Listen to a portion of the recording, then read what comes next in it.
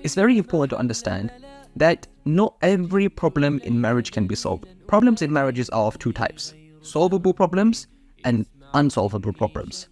When it comes to solvable problems, the solution is to, as quickly as possible, come to a working resolution and work towards the solution. As for unsolvable problems, they normally are problems that are down to your temperament. For example, one partner loves to go out and the other prefers to stay at home. And so every time the discussion arises about, shall we go out today? The weather's really nice. The other partner is always very hesitant. They want to stay at home. And so this is never really going to change because this is part of your partner's nature. In these cases, you can't solve the problem. You have to learn to live with the problem in a good way.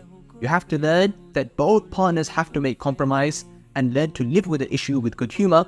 And that way, this problem won't come in the way of having a happy and successful marriage.